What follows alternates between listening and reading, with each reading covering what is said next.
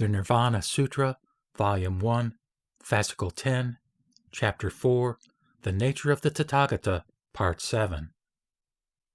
At that time, Manjushri addressed the Buddha with these words: World-honored one, it now appears that Chunda has doubts.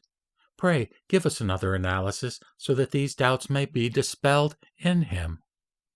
The Buddha said, Good man, explain these doubts to me so that I may remove them.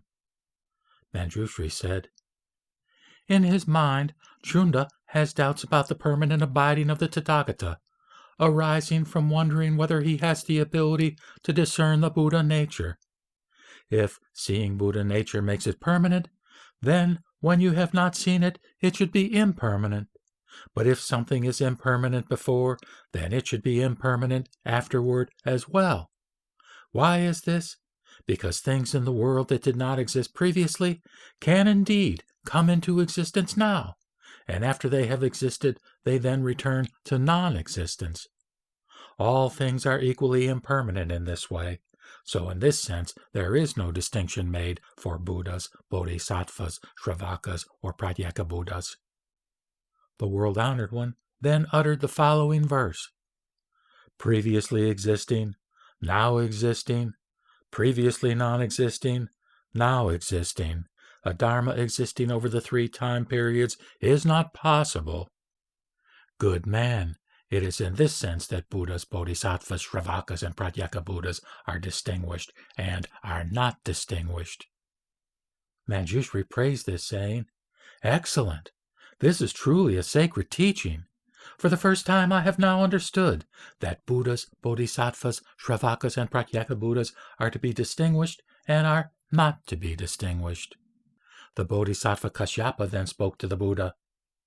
The Buddha has explained that there is no difference in the natures of Buddhas, Bodhisattvas, Shravakas, and Pratyeka Buddhas. I beg the Tathagata to give blessings and peace of mind to all living beings by explaining this in a more expansive and detailed way. The Buddha said, Good man, listen carefully, very carefully, and I will explain this to you. Good man, this is comparable to a householder or the son of a householder who is raising many milk cows of various colors. He always appoints one person to be in charge of protecting and nourishing the cows. On one occasion, in order to make an offering, after milking the cows, the milk is all put into one container and placed on an altar. Looking down at the milk, he sees how uniformly white it is, and wonders why it is that while each of the cows is a different color, the milk they produce is the same color. He then reflects on the fact that the causes and conditions of living beings that lead to karmic retribution similarly yield a single color, like that of milk. Good man, Shravakas, Pratyeka Buddhas, and Bodhisattvas all have identical Buddha natures, just like that milk. Why is this? Because they equally exhaust their contaminants of mental defilements.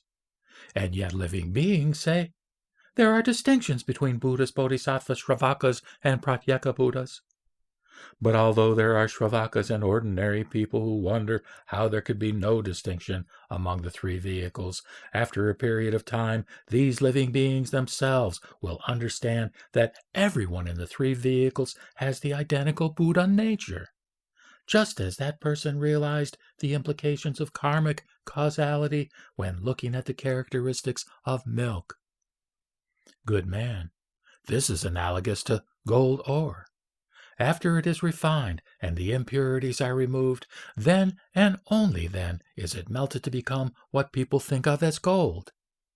Only after all this does its value increase enormously. Good man, Shravakas, Pratyeka Buddhas, and Bodhisattvas are also like this, in that they all can accomplish the identical Buddha nature. Why? Because removing their defilements is like removing impurities from gold ore. In this sense, there is nary a distinction among the identical Buddha natures of all living beings. At first, people only hear about the Tathagata Garbha. It is only later, when they attain Buddhahood, that they understand it as a matter of course. just like that elder came to understand the uniform character of milk. How does this happen?